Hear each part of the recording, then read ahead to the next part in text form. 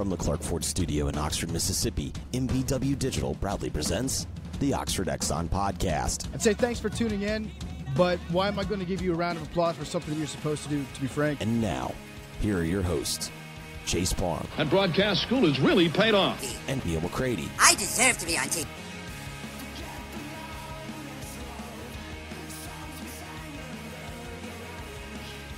Welcome into this Tuesday edition of the Oxford Exxon Podcast. Chase Parham, Neil McCready, Clark Ford Studio this morning. We'll rehash some of the Andy Kennedy interview yesterday. We'll probably talk some baseball. We'll talk the what should be explosive things happening in a federal courtroom, but with most of the media ignoring it. We'll see. So we'll go through that as well today.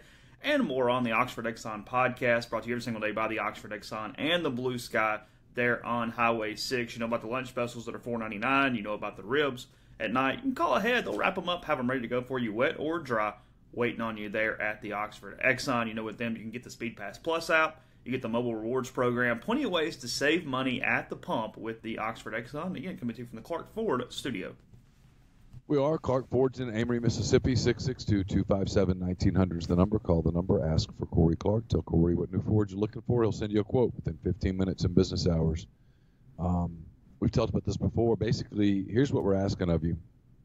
Here's kind of what Clark Ford's asking of you. And they've been great to us over the years. They're the bridge sponsor for the Greatest Pod in the South, which so many of you like. We appreciate that, all the feedback that we get. If you think you're in the market for a vehicle, if you think you're about to be in the market for a vehicle, if you're just toying with the idea of being in the market for a vehicle, just call Corey Clark and ask for a quote. That's all. Get a quote. At the very least, it's going to be a baseline for you moving forward, because the way Corey does it is, rather than spend hours going back and forth and finagling and all that stuff in an attempt to see who can screw the other in a deal, he does it the more efficient way. Right to the bottom line. Here's what I can offer, because he's got to get something out of the vehicle, but he wants to be quick. That way he's efficient. He doesn't waste his time. It means he doesn't waste your time either. So you get a quote, you get a baseline moving forward, and you just might do what I've done several times now, and that's go back to Clark Ford and get your deal done. At the end of your deal, tell Corey that you heard about Clark Ford on the podcast. You'll save $500 off your bottom line. Great service after the sale. Corey wants to be your car guy. He wants to be your truck guy. He'll prove it to you. Just call, ask for a quote. The rest will take care of itself. 662-257-1900. Corey's not going to be one of those guys where you push the paper back and forth across the table like 8 times. No, not at all. I mean, all seriousness, it's why. I mean, I know it's an ad reader, but it's true. Call and get a quote, man. Even if you don't think even if you're 90% sure you're not getting a Ford, get a quote, get an idea. Because he's going to go right to the bottom line. Because that's the way he does it. That way you operate quickly and you don't waste half a day with somebody who ends up going someplace and buying a Honda. Yeah. Not that there's anything wrong with Hondas. Just we do not disparage other car dealers on this. I mean, I'm just saying, but if someone's car shopping and they're going to look at 6 places, you don't want to keep them at your dealership for 4 hours. Yeah. Got a horror story there. So anyway, all right. Appreciate everybody listening yesterday to Andy. Early numbers really good on that, as I kind of assumed they would be, because it's Andy Kennedy, and he's usually pretty entertaining. Really appreciate Andy getting up and joining us early Sunday morning for that episode. We had him we had him up pretty early. We hit the record button, I guess 8:30, something like that, on a Sunday. Then headed on over to the Blue Delta anniversary party. So congratulations to Nick and Josh and Blake and Tyler and all those guys for a well-run event for 5 years there on the Oxford Square. Everybody got to see the new line of patterns and fabrics for the spring. I even saw AK doing a little salesmanship there at one point. He headed over to the table and was trying to convince some clients into purchasing some more pants. Yeah, he's got a future in sales if he wants it. I don't think he wants it, but he has a future in sales if he does. Yeah. So, anyway, just... You got a lot of compliments on your seersuckers. I did. You know, what was funny about that, and I agreed with this, multiple people who I'd kind of shown the patterns to said, they look much better on than they did in the pictures. And I went, that's typically not the case. So I think I appreciate that they do look better on than they necessarily did in the pictures. And some of that is because, with seersucker, texture and eyesight is so important to really know exactly what they look like. Sometimes in pictures you can't tell really what that pattern is going to look like when it kind of runs into each other. But yeah, they looked really good. Yeah, they looked really good. So, there were several of the new line that looked intriguing. The ones that Chris Bryant picked up are the ones that I was eyeing the most. The honeycomb. It is a navy pant with kind of a textured design on them. Yeah. And I don't need to see them on Chris Bryant because that would be the end for me. You would have that picture stuck in your head where you're trying to replicate Chris Bryant the entire time. Yeah, and I can't pull that off. But neither can 99.9999999% of the male population. Joe Madden wearing them, I'm more interested in, right? Because if Joe Madden can pull them off, then I start thinking to myself, I could do that too. Are you still not really following them? I'm really not keeping up. I mean, I know. Do you know their record right now without looking? They're 2 over. Okay. I don't know the actual record. Okay. I know that they're. Where does that stand in the division without looking? They're like somewhere in the 2.5 to 4 back range of St. Louis, who I know is red hot. Okay. I think the Cardinals are 8 over. So they kind of kept pace with the Brewers then.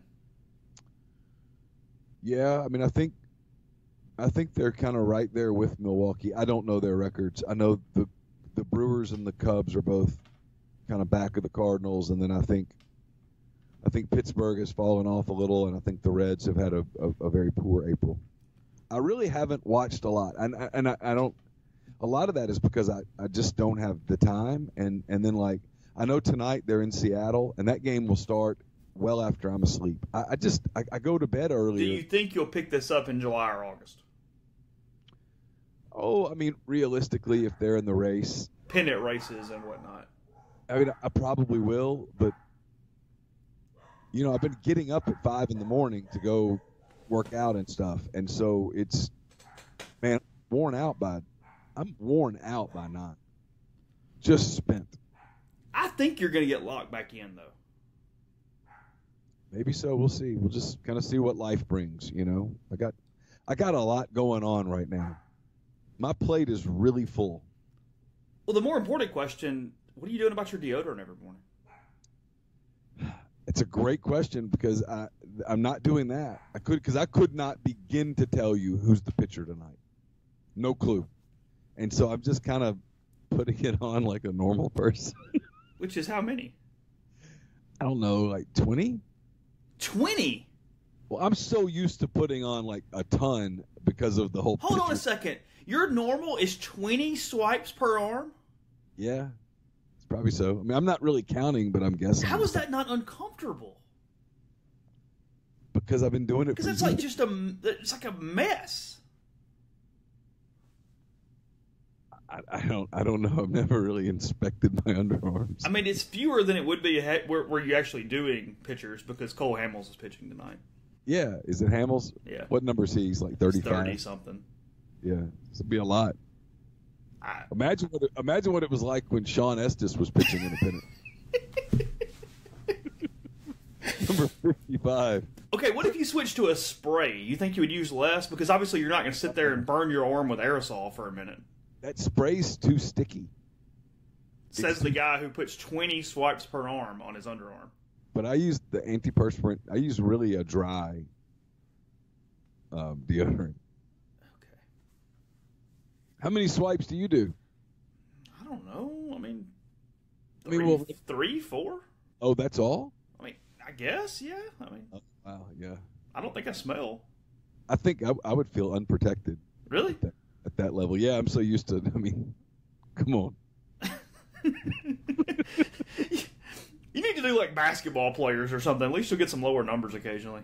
Yeah, do Westbrook, 0. Yeah, whatever Trubisky's number is. We're just going to do the Bears quarterback all year. What is he, like 10 or something? 10, yeah, that actually would make some sense. Yeah, that would be more efficient for everyone involved, frankly. So Carson's even kind of checked out on the Cubs a little. He informed me yesterday. So we had planned a trip Every year I kind of let him pick where we go. Yeah. Last year he picked Cincinnati, and actually I was like, Cincinnati, and it ended up being really fun. And this year he picked Denver, and so we were going to go to Denver, and he's kind of informed me, let's not do that. Like, he might go to a basketball camp or something instead, and he wants to go see the Bears. We may have discussed this last week. Forgive me if we didn't. He wants to go see the Bears in December. They have 2 really good December games at Soldier Field. They have the Cowboys are there, and then just before Christmas, the Chiefs are there. The Chiefs would be a little easier ticket and, frankly, the better game to watch. Oh, I know. And I think I told you this. And if we discussed this on the podcast. Yeah, you said Mahomes was the guy for a lot of those kids. Yeah, I can't remember whether it was you and me just talking on the phone or whether it was on a podcast, so forgive me. But yeah, he was telling me that all the kids at school, they really like Patrick Mahomes.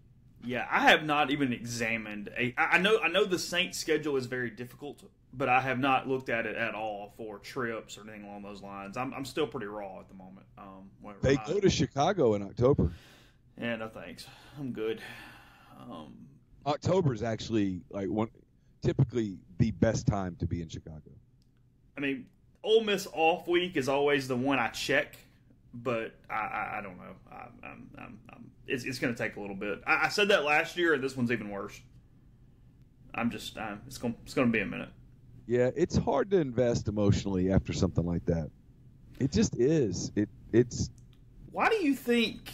And we're going to get on something else in a minute. I want to talk about Andy a little bit. I want to talk some other stuff. But why do you think Carson gave up on the Cubs that quickly, whereas he seems to be still very locked into a Thunder franchise that is frankly not winning a title? Yeah, no, it's a good question. And he hasn't given up on them. He's just been busy, too. Or is he just following your lead, for lack of a better explanation? I think that's some of it. I think he's probably deep down a little frustrated with me that I'm not locked in on it at all, like any. He gets here's what it is with the Thunder. He goes to school, and some of the people at school, the NBA's big there, and they pick on him, and so he even locks in even more. He goes to school. Like, he asked me today in the car, he said, when you were my age, were kids into baseball? And I was like, what do you mean, Major League Baseball? And he goes, yeah. And I said, so I had to think back, and it would have been like, 1982, 1983. Jesus, I'm old. And, the answer to that is yes. People were locked into baseball. We talked about baseball at middle school. We absolutely did. We talked about, the Braves and the Astros and the Cardinals and the Yankees and all those teams that were whoever was good back then. We talked about the Royals. People knew about George Brett and Mike Schmidt. And, yeah, a totally different deal with kids then. And he was like, yeah, it's not like that now. And I said, really, no one ever talks about baseball? And he said, not at all. And so I think that might be part of it, is that the NBA stuff is a topic of conversation at school, whereas the Major League Baseball stuff is not. That's interesting. I don't know why, but it kind of is. No, I think it's fascinating. I think stuff like that is fascinating because when I was his age,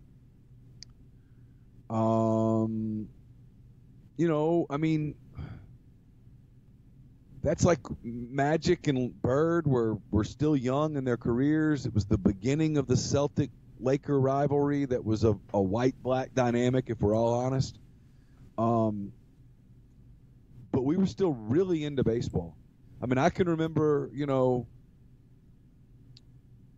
like debates about the Cardinals-Royals series and people, the Astros were really good back then, and they never could quite get there, but they were really good. And, I was 6 hours from Houston and Ruston, so there was a lot of Royals fans. The Braves were getting good. They had that kind of special season in the early 80s, and Ruston's 6 hours from Atlanta, so there were a lot of people that were, Braves fans, and they were locked into that. And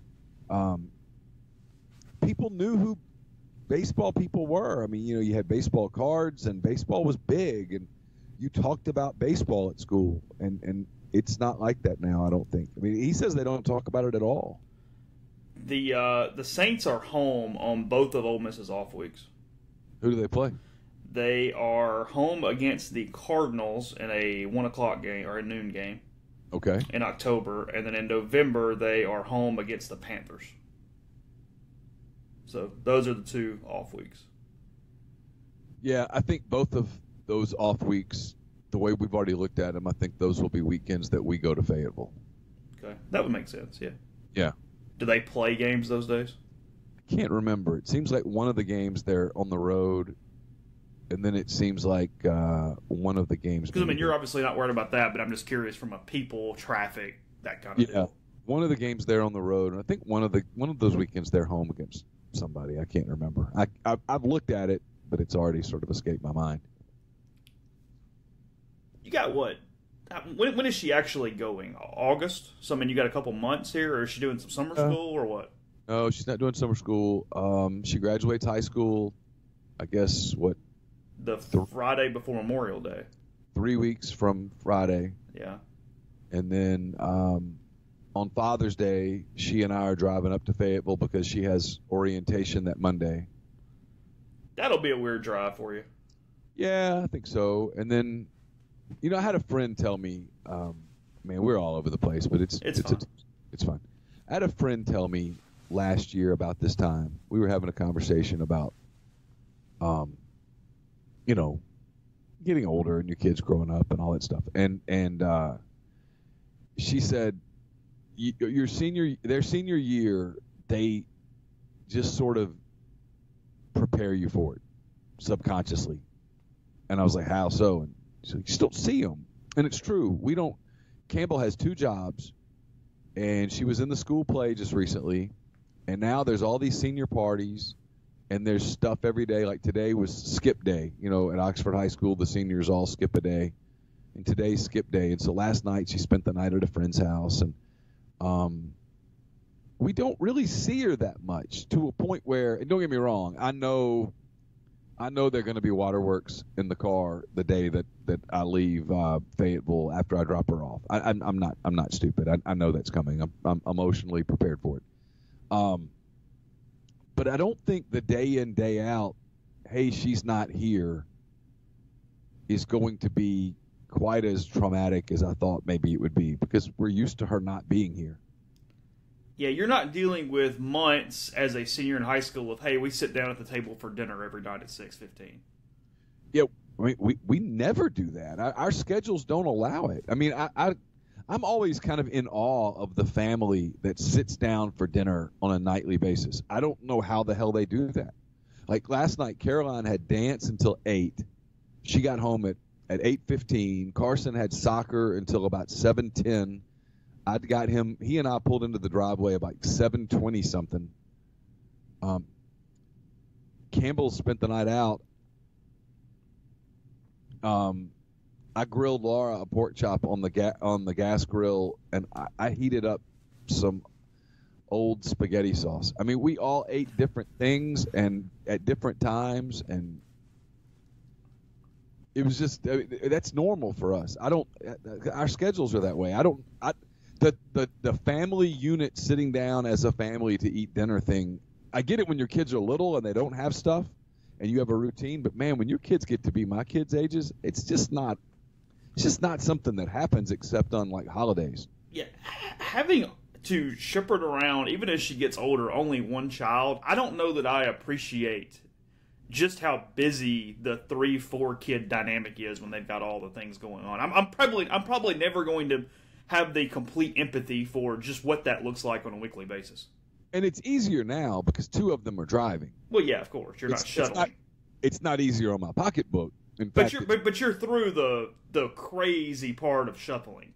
Yeah, but when we had this for a little while when they were little, and Campbell had softball and Caroline's been in dance forever, and Caroline had dance and Carson had, whether it was t-ball or basketball, or he did karate for a little while. Whatever it was something. It was a constant shuffle. I mean, I kept a wireless router with me so that I could do work in my car. Yeah. as I get ready to tell everybody about Community Mortgage. I got Jason's run through some of the stuff with 3 kids, and it's just like every day is something. There is no free night where it's just, hey, we're all going to hang around and watch The Voice together or whatever. It's nothing. So. No, nothing at all. There's really no time for that. Yeah. So he's got time for you. Community Mortgage, Oxford, Memphis, Soto County, and Chattanooga. All underwriting and processing is done in Memphis. So you're getting local underwriting and understands your market. Kind of a big deal there. Leader in condo financing in Oxford, and the float down option, which allows you to lock in the current rate. But if rates go down before you close, you just get the lower rate. 662-234-2704 or JLOWE at communitymtg.com. We had a great time celebrating Blue Delta Jeans' 5-year anniversary on the square in April. Maybe you missed it and you're worried you aren't going to be able to get fitted for your pair of Blue Deltas until football season rolls back around. Don't fret. Calm down. It's going to be okay. These guys travel the country doing trunk shows. They fit sports teams. They do golf tournaments. I know they were in New York yesterday. Looking at their Instagram at Blue Delta Jeans, they were in Chicago and Orlando last week. So if you'd like to inquire about hosting a private trunk show in your city, whether you're in Jackson or Birmingham or Atlanta or Dallas or San Angelo, Texas, send them a DM on Instagram, direct message, or email them, info@bluedeltajeans.com, and one of the Blue Delta Jeans stylist will reach out to you with details.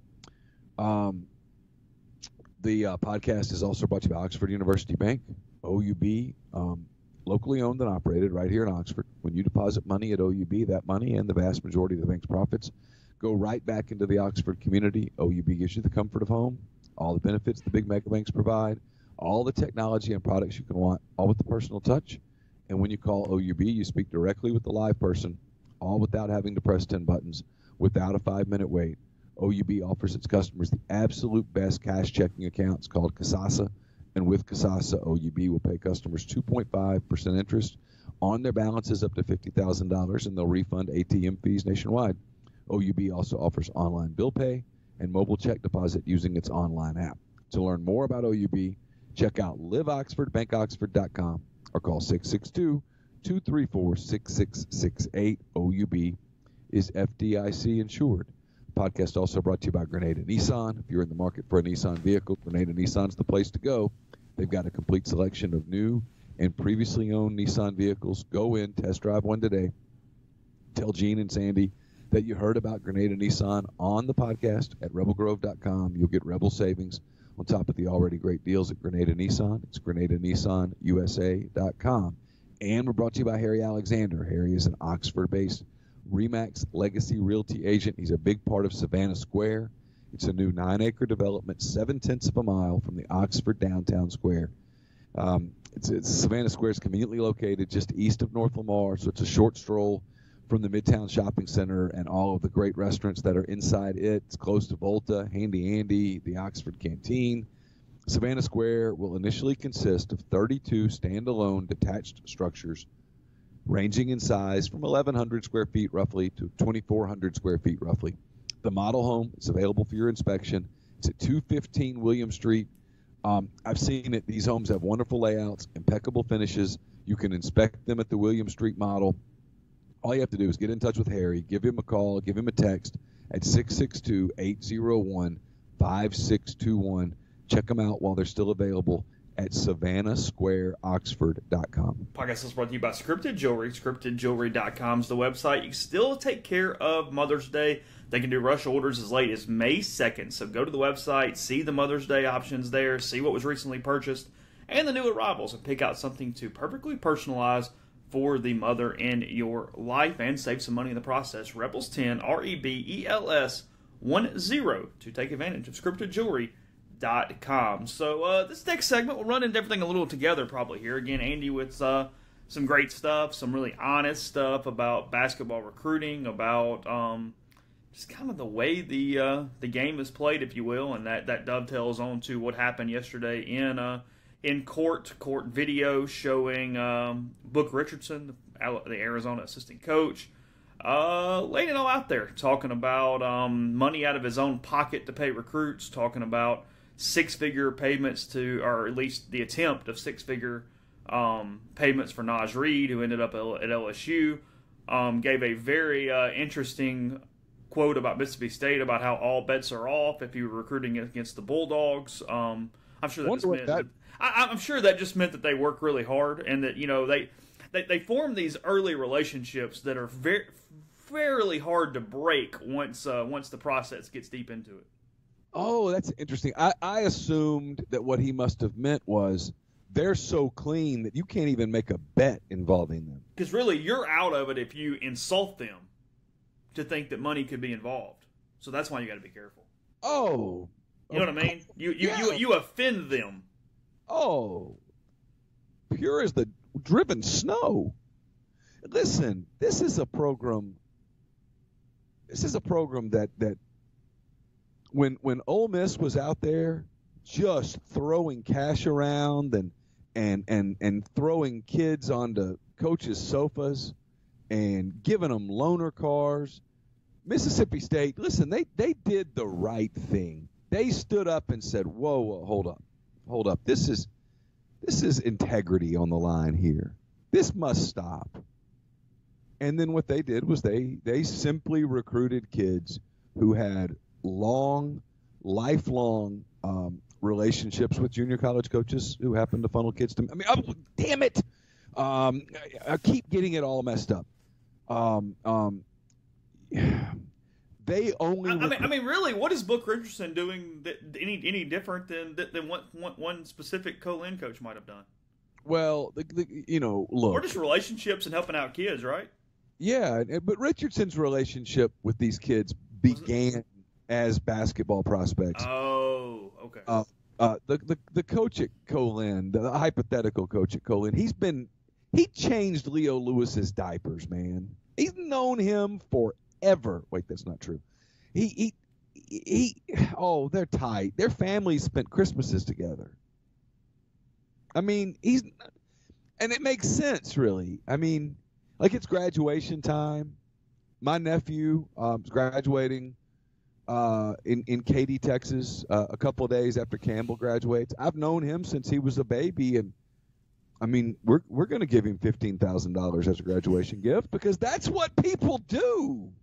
I don't see why this is a big deal. Dan Wetzel yesterday saying, once again, not a single NCAA administrator, athletic director, or conference commissioner, or staff was in federal court on Monday to watch and listen to the trial. If it was advertised as a bowl junket, courtroom would be packed, complete frauds. Listen, I read every word that Dan Wetzel wrote. I was looking for something to disagree with. I mean, I was hunting. Neil opened it up and went, crap take of the day, Dan Wetzel, here we go. And then it just fell flat. And there was no crap. Yeah. You nailed it. That line that you just read is exactly right. You can think what you want to think. You can love Dan Wetzel. You can hate Dan Wetzel. You can whatever you want with Dan Wetzel. And now he's never been as overboard as a couple of the other ones. No, in fairness, he's not a. No. He's nowhere. I mean, he's not like. No. Wetzel's done some really good stuff. Yeah. He's really good. He's really good. A couple of the guys that he writes with a lot of times are a little more in bed with the NCAA, but he's been really good. But he makes a great point. Now, in fairness to the NCAA, which is not something I like to say, we talked about this with Andy Kennedy on Sunday. You heard it yesterday on the podcast. Andy said, hey, the NCAA wants this. They're waiting on it. The court hasn't given it to them yet. So for the people who are saying, hey, the NCAA is doing nothing, you do have to say the NCAA is doing nothing yet. Now, if you want to say, and I don't think they're going to, probably with you. But it's too early to completely cast that judgment because they're not in a position to do anything with it yet, other than prepare themselves and gird their loins, if you will, and get ready to go. And what do I think is going to happen? I'm a cynic. I think nothing's going to happen. But if you listen to Andy, and whether you love Andy Kennedy or you don't love Andy Kennedy or whatever, let me let you in on something. Andy knows everybody in coaching. He knows everybody in coaching.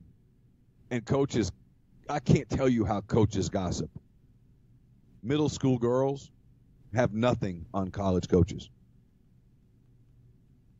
When he says that the majority of coaches want action and want this to change and want this cleaned up, he's telling the truth. Now, whether they get it or not, I don't know. But that's what they want. And I'll say this. I believe Book Richardson. Wetzel points out that, hey, it's possible that he's stretching the truth, that he's exaggerating. And Wetzel's absolutely right.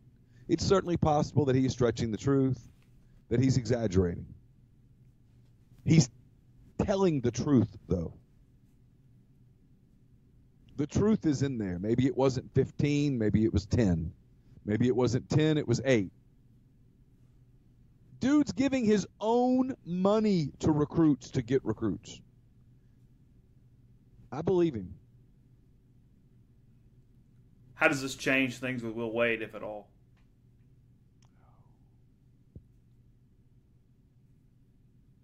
See,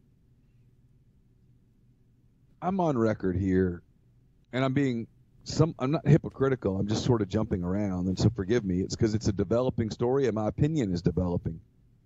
I do think Joe Oliva was run out in large part because of just the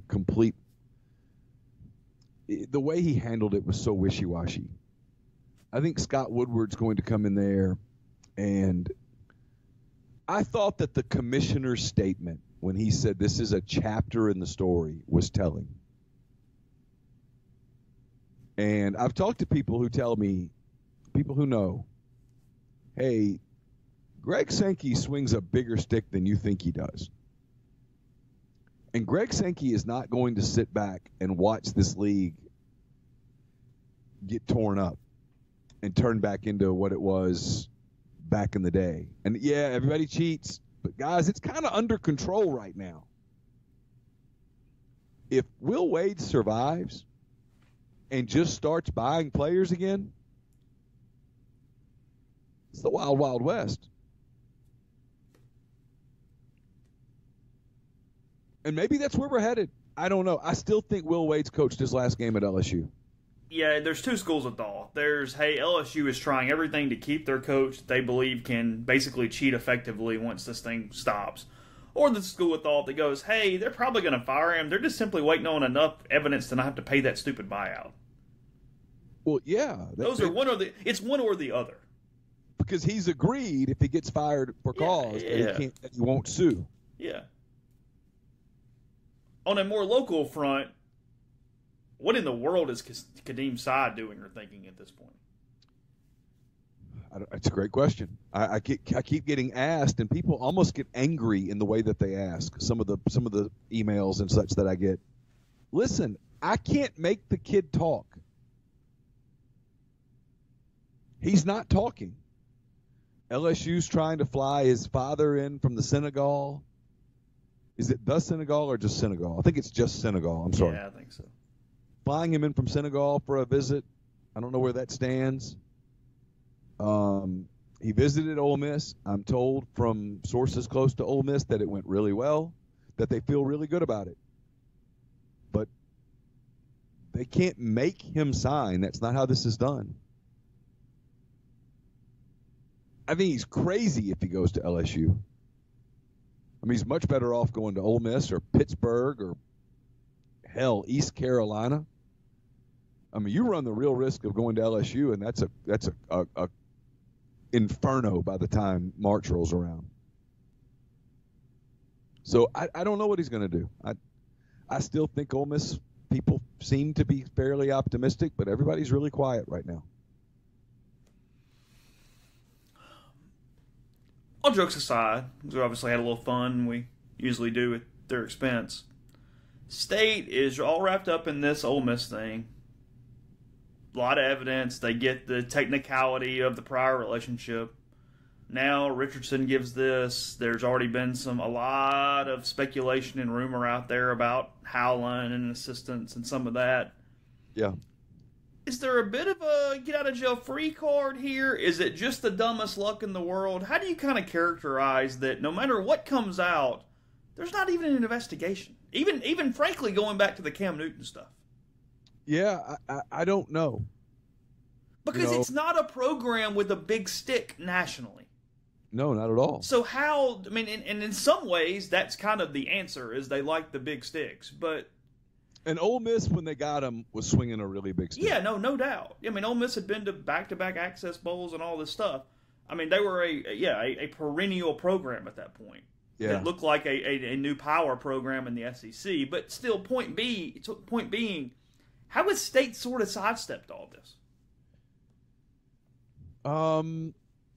Larry Templeton's really well connected. Scott Strickland is a really good AD, very well respected when he was there. Think what you want to think about Dan Mullen, but he didn't stir up a lot of waves on the surface. And then the NCAA was so determined to be right in the Leo Lewis thing that they just dismissed it when it was made obvious that. Yeah, I mean that one is easier because that wasn't the fish they were going after, and they were using them as bait. That one is easy. I guess it's frankly more that they're all in a vacuum and there's explanations because Auburn was who they wanted and Ole Miss was who they wanted, but just on the collective, it's such a weird deal. Yeah, it is, and now they've popped up a couple of times in this basketball thing, and again, this basketball thing. Look, one of two things is going to happen at the end of this trial, and the trial will eventually end. It will eventually be adjudicated and be done. And when it's over, the NCAA is no longer going to have the, quote, excuse, end quote, of we don't have jurisdiction yet. Right now, that's a valid excuse. When they have it, and they have all of this material from court, and it's in their hands, one of three things are going to happen. One, they're just going to sweep it under the rug, close their eyes, close their ears, kind of like the monkey that closes everything. You know that you've seen that, it's a painting. You know, the monkey covers his eyes, he covers his ears, covers his nose, and maybe that's what they do. And they just say, "Hey, nothing to see here. We've got money to make, and we got to make it. And we can't start this."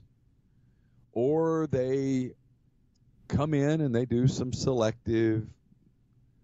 Maybe they'll find where Toledo was involved in this somehow, and they really pop their women's soccer team. I mean, they'll do something like that. Or they look at it and say, "Hey, we had rules. You violated the rules. We're going to punish you, and then we're going to change the rules." Now, if you believe that the NCAA has any interest in walking back from this amateurism policy, you and I just differ, and that's okay. You're free to disagree, and I don't see any evidence that the NCAA is truly interested in changing the basic paradigm of its institution. But they're going to either. And look, if they come back and just start hammering programs, if you got named in this and it got proved that you don't, because here's the thing, you don't have to, it doesn't have to be proven that the money changed hands. You're not allowed by rule to make an offer. And we've got very clear evidence of offers being made, of people getting in the game. And so if they come in and they hammer 50 programs, I'll at least say, well, I mean, I'll give you stubborn sons of bitches this. You're by God going to follow along. I don't know what they're going to do. My gut is that nothing happens, as crazy as that sounds. That's not what Andy Kennedy thought the other day, and Andy knows these people a lot better than I do. No, Andy thought it could be a complete crisis for the sport. Yeah, listen, we joked about it last week, but the same conversations are happening in football. Everything that you're hearing about with college basketball happens in football as well. You just replace AAU with 7-on-7. I mean, there's people that are getting involved in the 7-on-7 stuff in Mississippi for one reason only. It's not because they really want to do it. It's because they're trying to clean it up and they're trying to run one other person out of business because he's filthy. And no, I'm not naming names. I don't want to get sued. Don't ask me on message boards for names. I'm not giving you names. You know the damn names. If you don't know the names, you haven't kept up very well. And that's, go Google it yourself. I'm not trying to be mean, but don't ask me. I'm not answering it. And I'm not asking you to read between the lines either. It's just telling you to fill in the damn blanks. It happens in football too. We can have a whole conversation about this. We've had this conversation many times. The people that push back about, well, the kids do get paid. They get scholarships. Yeah, they do. They do. And that there are a lot of perks to being a college football player. But to act like the scholarship is compensation necessarily, it is for some kids. It is for the kid that goes to a school and he majors in, let's say you go to Arkansas, and I'm using them because they're on my mind because of Campbell, I guess. You go to Arkansas, they have the Walton School of Business. It's a very strong, prominent business school. There are lots of jobs and internships and stuff up there because of the Walmart and Tyson combinations and stuff. And so you go play football at Arkansas and you get a degree in finance or whatnot, and you get an internship that is aided along by you being a football player that leads to you getting a really good job right out of college. And you're 24 years old, you're making a bunch of money in finance, and people love to have you on the team because you can tell stories about that day that Arkansas beat Missouri in the rain or whatnot. You know what I mean? That exists, but Chase, that's the minority. I still contend I'm somewhere in the middle because, look, the scholarship argument does not hold water when you've got all these paychecks and different things going. I mean, Dabo Swinney making $90 million or whatever, and frankly, he's underpaid for what he's done to Clemson University as a whole. Right. At the same time, it's not nothing that there's 3 a day and there's housing and there's all these basic things required that, frankly, most college kids don't get. You know what I mean? Like, so it's in the middle. It's like with most things in life. I get so annoyed with the hyperbole on both sides. It's Agreed. not nothing, but it's not everything either. Right. It's not nothing. Exactly. I mean, because if you offered Campbell a full ride now, hey, full ride, housing's paid for, books are paid for, she's going to get a meal plan or a stipend or whatnot that covers her meals, all that stuff. Hey, I'm in. I mean, it's not too late, everybody. If you're interested in doing that for my kid, let me know. There's ways to reach me. Yeah, would that be valuable? Sure. Now, here's the difference. She's not being asked to get up every day and go lift weights at 6 a.m. or 5 a.m. and run and lift and all of that stuff and go to some sort of a walkthrough real quick and then go to class and then go to the training room and get your injuries that you've accrued worked on so that you can be healthy enough to practice. And then after practice, you grab a bite to eat, and you've still got a meeting, you got film, you got all this stuff. And then she's not being told, hey, listen, I know you want to go into mechanical engineering, but you really don't have time. Can we suggest criminal justice instead? Yeah, but I don't want to go into criminal justice. Yeah, it's not really about that. It's about the time. You're also carrying the university's essentially reputation and PR on your back every day. Yeah. And you don't get to be – they're not regular kids. They're full-time employees. And if you buy the 20-hour rule, God bless you. I mean, okay, fair enough. It's much more than 20 hours a week. It's much more than 20 hours a week. And so they don't have the ability to get a side job. Like Campbell will probably get a side job in a year or so, make a little money on the side, be able to have her some spending money and stuff. You can't do that as a college athlete. There's just limits. She can come home for the summer and get a job and make some money and put it away, sock it away. She can take a summer school course at Ole Miss or something and save money living at home. If you're a college athlete, you're training year round. It's different. I don't know the answers, but when people say, well, if you gave them some sort of a meaningful stipend, would it eliminate some of the black market stuff? That's the question that I don't know the answer to. Would it eliminate it completely? No, of course not. Would it clean it up some? I think so. And then there's the Olympic model where you let Tua make a bunch of money next year advertising Mercedes. The Olympic model is the only thing that can accurately sort of portray what they're getting now.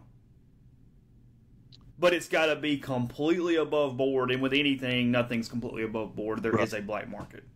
Yeah, but you could put a lot of it above board. You could. And then you could install a system where if you got caught scamming, the punishment was severe.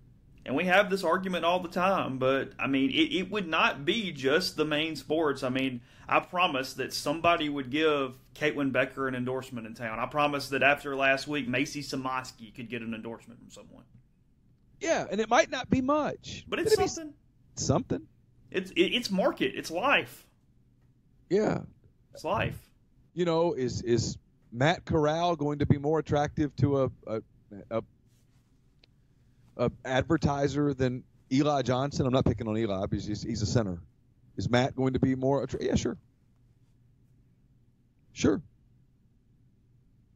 I don't know the answer to it. And frankly, I don't think the NCAA knows the answer to it. I don't think they know how to go about doing it. But then you read these stories that come out of this courtroom, and it's still going. Yeah, and frankly, you mentioned Eli. He's one of the kids that's taken complete advantage of the opportunities given to him from an academic standpoint. Absolutely. To turn it into something when he's done. It's really valuable for him.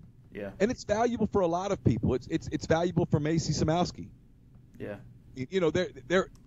I'm not, people go, you rip college athletics. I'm not ripping college athletics. I'm not ripping it at all. But if you want to, look, for a lot of kids, probably for Caitlin Becker, it's probably very valuable. Yeah. But there are kids across the board, everywhere, who, frankly, football for them or basketball for them, and that's usually the sports, but it's other sports too, it's a route to the pros. They view it as a route to the pros, and so by the time they discover that they're not a pro prospect, many times it's too late. Yeah. Podcast brought to you in part by Master Cuts Lawn and Landscape. Been telling you for a while about basic maintenance. They'll take care of that still. You just give them a call. They'll give you a free quote. They'll come out, look at everything for you. You can find that out at 662-607-7773 or go mastercuts.com. But they offer more than that as well. They build custom playgrounds, retaining walls, pool decks, outdoor living spaces, paver patios, forestry mulching, and much more. Again, the path to your dream backyard, it's easier than you think. That's go mastercuts.com, and that's 662-607-7773. Matt Moscona will join us tomorrow. He'll join us on the Patterson and Earhart hotline. Patterson and Earhart, attorneys at law. They specialize in personal injury law and real estate law, but theirs is a general practice that can handle any of your legal needs. If you think you have a legal issue, if you think you might have a legal issue, if you think you might have a legal issue on its way, and you just want to speak to an attorney, you don't want to commit to anything, you don't want to get locked in, you don't want to get hit with some massive bill, take advantage of being a podcast listener and get in touch with John Calvin Patterson and or Wes Earhart. They're Ole Miss guys, they're local guys, and when you call them, you're going to get one of them on the phone within the same day guaranteed, and that initial consultation is going to be free. So whether you've been injured in a car wreck or you have other legal issues or you think you may have a legal issue, give them a call at 662-526-1992 or check out their website, PELaws.com. Podcast also brought to you by Pinnacle Trust. Pinnacle Trust is they're based in Madison, Mississippi. They represent clients in more than 20 states. They have advisors in 3. What they do is they sit down with you and they provide detailed, specialized investment management, financial planning, retirement planning for individuals and businesses, and so much more. At Pinnacle Trust, investing is treated like a commodity. Decisions are made using objective information and research, not emotions. So regardless of your level of wealth, Pinnacle Trust is going to sit down with you, listen to your goals, study your expenses, And they're going to put forth a comprehensive, detailed financial and retirement plan that is built just for you. Literally just for you, not one that's been previously made. They build one for you. It's PinnTrust.com, PINNTrust.com. Mention you heard about Pinnacle Trust on the podcast. You get 10% off your first year's fee. Sometime tomorrow, I will publish the mailbag. It is brought to you by the Westin Jackson. Restore serenity to your soul by visiting Soul Spa at the Westin Jackson. It's the ultimate luxury spa experience in downtown Jackson. You can indulge in personalized massages, signature facials, soothing body treatments, and much more on their extensive spa list. And then you can sort of saunter over to Estelle Wine Bar and Bistro, sip on a creative craft cocktail, or enjoy their curated wine list. It's open for breakfast, lunch, dinner, and Sunday brunch. Chef Caden's mission is to connect guests with the community through local partnerships. So gather at Estelle tonight. So, let's see.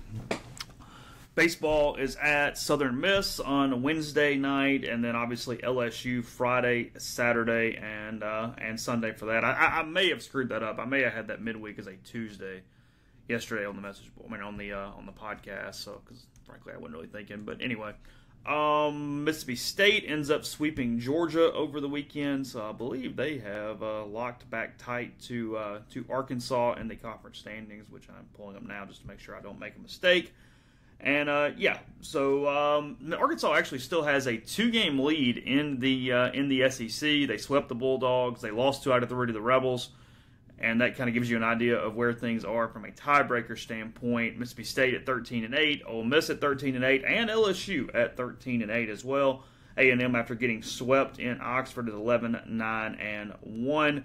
And then we mentioned the little engine that could. Vanderbilt now has a 2-game lead on the Georgia Bulldogs.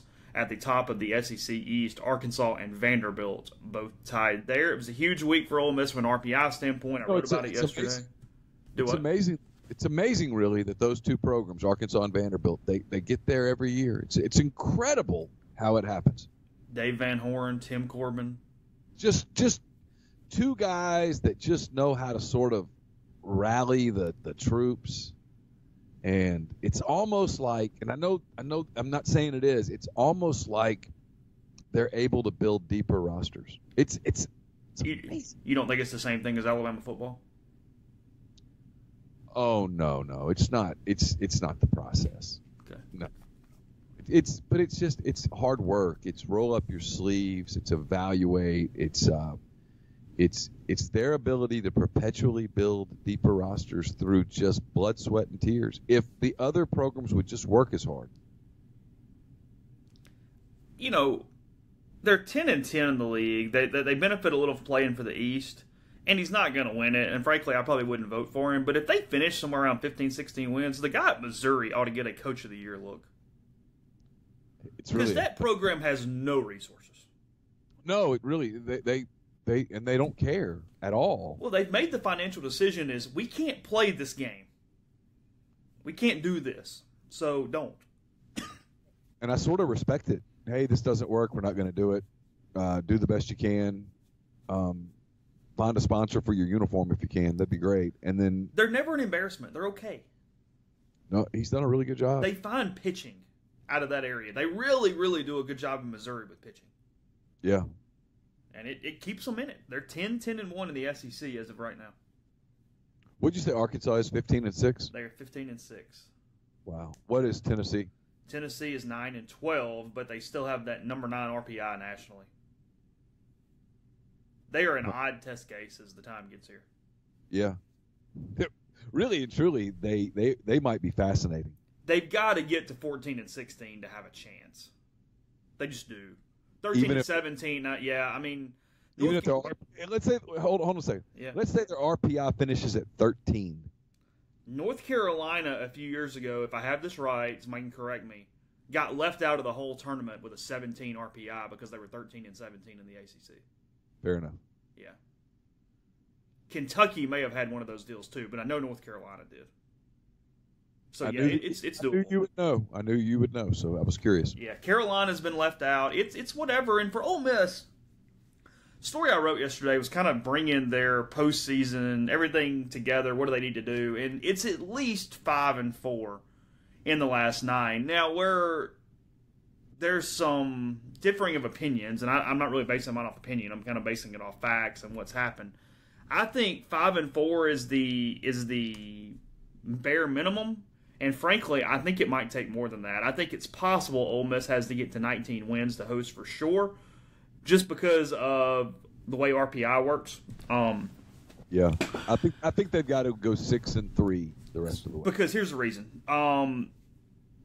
Ole Miss really needs to get into the top 16 RPI. An SEC team hasn't hosted without a higher RPI than 14 since 2010, when Auburn and South Carolina hosted at 15 and 17. In 2012, Kentucky didn't host, even though they had a number 14 RPI and went 18 and 12 in the SEC. Ole Miss is going to have at least 7 non-conference losses. They could have 8 because they obviously have 2 games remaining, and I'm not a fortune teller, so I don't know what's going to happen there. You know, it moves around a lot, but yesterday morning, Warren Nolan had Ole Miss predicted to finish 36 and 20 and 18 and 12 in the SEC, and that was going to be an 18 RPI. That was going to be bubbly as all hell from a host standpoint, and frankly, probably on the wrong side. So I think Ole Miss is 5-4, 2-0 in the non-con, just to have a shot, and then I think you probably would have to be at 19 to get up that day and feel real good about things. I think they got to go 6-3 in the league. Yeah, 5-4 could do it because then we're in a vacuum, and it could just squeeze in there, especially depending on who you beat. But I don't know. I mean, it looks like 19 right now. You know my thing on this. They're going to put one in Nashville. They're going to put one in Starkville. They're going to put one in Fayetteville. And they're going to put one in Athens. And they're going to put one in Athens. That's 4. And now, 2 years ago, Ole Miss did get 7 hosts. I mean, sorry, the SEC did get 7 hosts. They did. So that's 4 right there. So they're going to put one in either Baton Rouge or Oxford. And Starkville's in good shape right now. Yeah, I think I said them initially. Okay, gotcha. Nashville, Fayetteville, Starkville, Athens are locks. They're going to put one in Oxford or Baton Rouge, in my opinion. I think the series this weekend's big, big, big. College Station's still in the mix. I know they hurt themselves, but they could get right back. I don't think they're going to give them 7. They don't want to give them 7. Maybe they will, but I don't think they want to. You would know the rest of the national landscape better than I. A lot of weird resumes around that. Now here's one catch is that I don't think, and this is I'm not getting into this deeply, but I think we're talking top 17 instead of top 16 RPIs because UC Santa Barbara is 13th in the RPI right now, okay? Hang with me here for a second. Sure. So UC Santa Barbara is 13 in the RPI, and they have a 32-7 record, okay? Here's the problem, is that they have a strength of schedule of 118, and you know how many games they played against the top 25 in the RPI?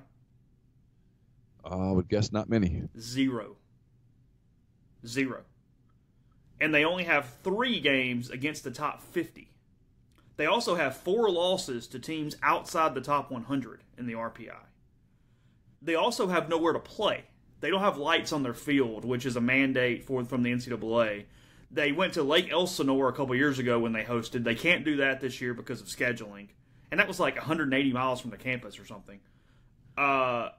Odds are, barring something crazy, the Gauchos are not going to host. So that's where Ole Miss gets a little bit of a break, because I think we're talking 17 instead of 16 is the point I'm making. They get real close. I think they need to get to 6 wins. And look, you don't want to go head-to-head, and you don't want to act like that matters, but, hey, it matters. I think you're right. I think LSU Ole Miss is the most interesting head-to-head matchup from a host standpoint if they both finish kind of strong and they're in that same thing. Because, look, LSU's got a weird freaking resume, too. I mean, let's not act like the Tigers have been blowing it up all year. They've got 3 weird midweek losses. They're 6-6 against the top 25 in the RPI, nothing crazy. They've got 2 losses to teams outside the top 100, between 100 and 200, and then they've got another UNA-type loss. They've got a loss to a team outside of 201 as well. They're 13-8 in the league. Their RPI is hanging around 17. I think it's very important for Ole Miss to have as much of an advantage over the Tigers as possible when May, whatever it is, gets here. I think you're right. So that's what I think. And I could be wrong. I'm a full-scale cynic when it comes to the NCAA, and when it comes to the baseball thing, I know they want to grow the sport. They want to spread the sport around. I just don't like the chances of 5 SEC West teams getting regionals. I don't. No, and I know they would tell you that, we don't think about that. No, God, no. We don't think about that. I think they think about that. Yeah, I mean, I'm looking at kind of just RPI at the moment. Where it kind of is going to help a little bit, where the SEC could also benefit, is that there are enough West Coast teams that just have good resumes to where they're not fighting for that West Coast underdog. You know what I mean? Like Stanford sitting at 16 in the RPI, they can very well host there. Oregon State's going to host at 10, and then UCLA is probably going to be the number 1 overall national seed. They have 4 series wins against top 10 teams. They have the number 1 RPI in the country, and they have a 34-7 record. So I think that helps out the SEC. I think it also helps out the SEC that East Carolina is fully hosting on its own merit without having to have help somewhere. I just think the way the thing is set up, the only one that I worry about a little bit stealing a bid because they like to grow the game or whatever is West Virginia. Right now, West Virginia is number 15 in the RPI, but they're only 26-15. Now, they have a great Big 12 record, but the overall record's not great, and if they fell down to 18 or 19, I could very well see the Mountaineers stealing a bid from someone else to make sure they put a regional in West Virginia. That's my thought. I'm with you. I think UC Santa Barbara and West Virginia are the bid stealers, if there is one. Everybody else is kind of locked in, and I feel pretty good about things, and they're kind of on their own merit. It's fine. It's a big weekend in Baton Rouge. I think it's important that Texas Tech stays good, because I think you kind of want them occupying one of those 16 spots, because they will want to put a regional in Texas. It's a good point. I hadn't thought about that. Yeah, Texas isn't good. A&M is on the cusp of falling out of the host conversation. I think Texas Tech is your host in Texas. Texas Tech would make it easier for them to not put one in College Station. Yeah, of course. Make it real easy. And the Longhorns are bad. They're nowhere in it at all. Now, tell me if I'm wrong. Putting one in Starkville makes it easier to not put one in Oxford. I mean, I get easier, but I don't think they're necessarily against it at all. I don't either. No, look. Frankly, I think they very well could be cute. State could end up let's just play the game a little, the number 4 national seed. Ole Miss could end up the 13, and they try to match those dudes up for a super regional. Sure. Although, I don't think they can do that now that I think about it. I'm not sure. Yeah, they can. I think they can. Yeah, they can. Because now it's hosted on its own merit, so you can. Yeah, the year that Ole Miss beat Lafayette. Well, but Lafayette was the 1. Oh, okay. So it wasn't. It was you had to go in and beat someone else. Yeah. But back in the day, I don't think you could do that. I think you can do that now because you're actually supposed to be putting them 1 to 16. One thing Ole Miss has going for it in a regional is that Ole Miss is going to make a, load of money.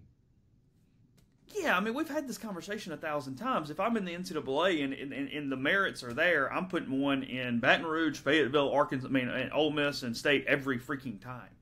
Oh, hell, I'm putting the damn thing in. It's an ACC, SEC inter-squad.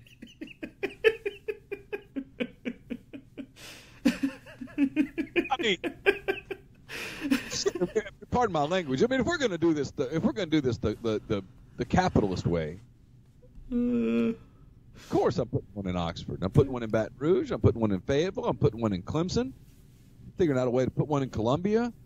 If you're the czar, LSU would be like, UCLA would be like, oh crap. Absolutely. I mean, I'm not gonna. If I'm trying to make money, I'm not gonna put one in Baton Rouge. Yeah. Am I out of my mind? Hell yeah, I want one in Oxford if I'm trying to make money. They're gonna put 15,000 people in there. Yeah, I want one. Hell yeah, I want one in Starkville. Absolutely. I mean, I'm keeping it real. I want the places that go cuckoo crazy over college baseball. That's money. I don't want to put one someplace where there's going to be 1,400 people there. Yeah. Not put Los Angeles. Yeah. Nobody in Los Angeles is paying attention to that. I'll take our last break. Tell you about G&M Pharmacy. They're on South Lamar in Oxford. They deliver local in the Oxford area. Just call them. They'll drop it off. I've done it for me multiple times. 662-236-2222. Let them transfer your medications for you. All you got to do is call. Give them your name. Give them a little information. They will take care of the rest. And while you stop in there the first time, maybe ask them about the CBD oil. It's an all-natural product. Helps maintain overall health and regulate many conditions such as depression, anxiety, pain, insomnia, and more. It is FDA approved. It is legal everywhere. It's derived from hemp, not marijuana. It's not going to give you any crazy side effects, nothing like that. Just help you out, make you feel a little better. Again, 662-236-2222. Podcast also brought to you in part by John Edwards of Regency Travel Incorporated in Memphis.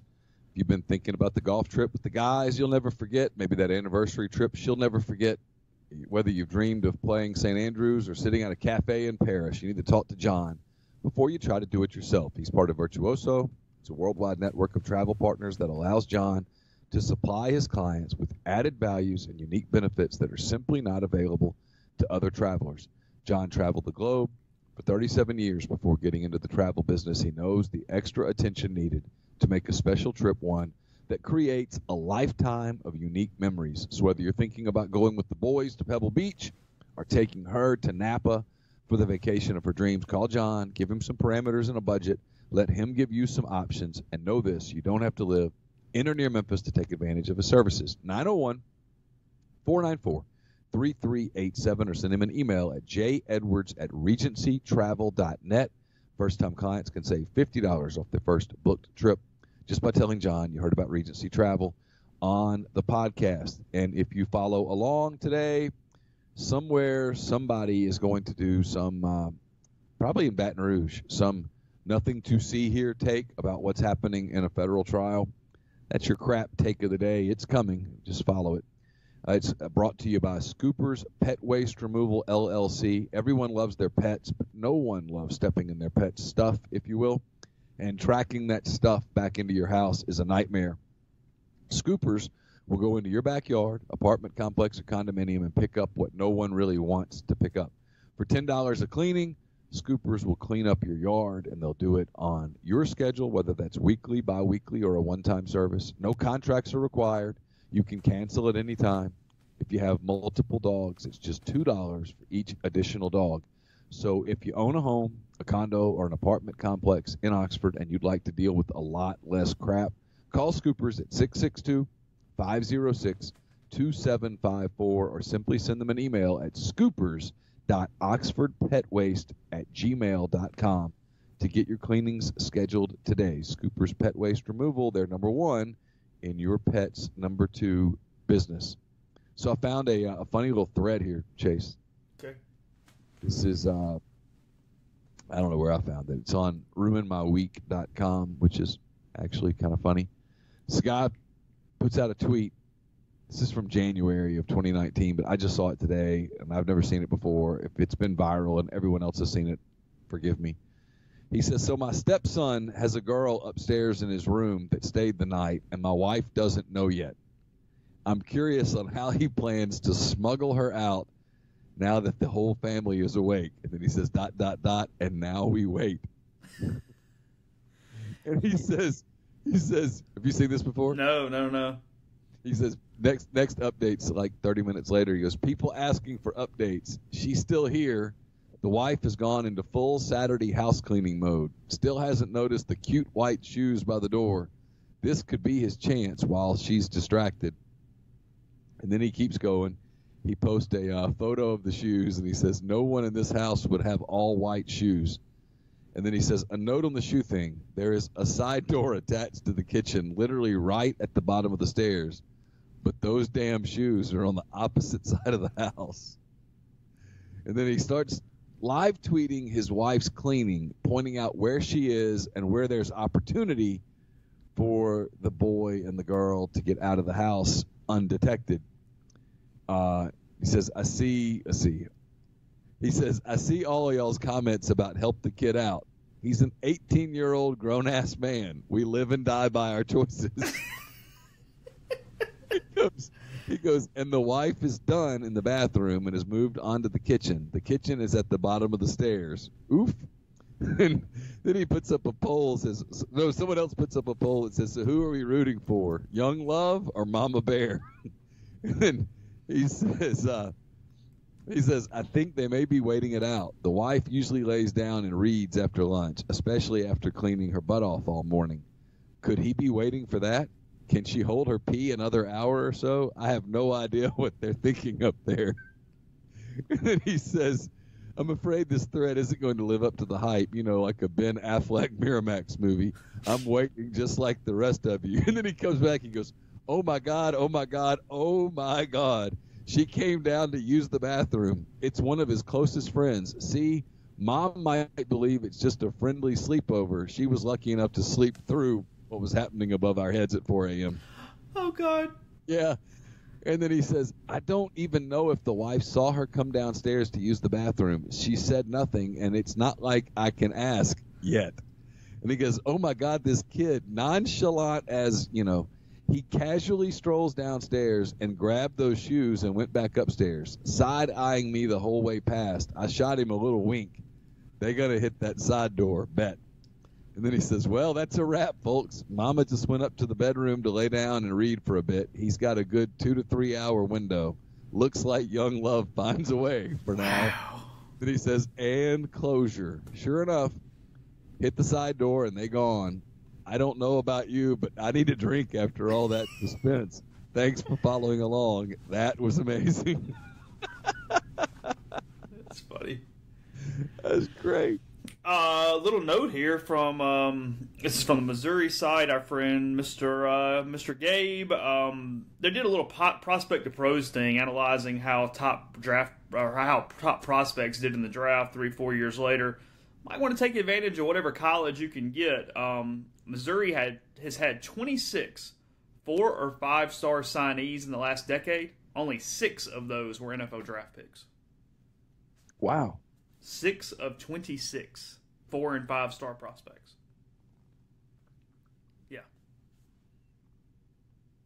Mizzou has had 184 3-star or lower signees, 17 of those NFL draft picks. Wonder what Alabama's numbers are. I don't know. That's 23% for the top signees, and that's 9% for the lower signees. So, just a little thing there. That's interesting. It is interesting. I'm kind of curious about Ole Miss's now. I might look into that later today. So just a thought. But anyway, Ole Miss, Southern Miss tomorrow night. We know that it is in Hattiesburg. Not sure if there's media ops today. Big things we're probably asking about. Josh Hall dislocated his finger on Saturday against Texas A&M. I guessed that it was broken. I was incorrect. It is dislocated. There's apparently a difference. He got up from sliding into second base, and the finger was pointed in the wrong direction. Ooh. Yeah. They did not show a replay after they realized what was going on with his finger. And then Justin Bench has had an injury for a while. He should be really close to back, John's kid. So hopefully we'll have a little update there. With Hall out, getting Bench back from a bench purpose would be a positive. So anyway, I don't know why you laughed. His dad's name is John Bench. No, I know. It's 100%. So anyway, more baseball coming. There's recruiting up at the site. McKinley Jackson story yesterday. Some chicks up this morning and whatnot. Neil, I'm sure we'll have a mailbag at some point. And you can also listen to Matt Luke from the Chick-fil-A event at Reynolds Plantation. You can watch his golf swing. That is up at rebelgrove.com also. So that's going on. And we will talk to you again tomorrow.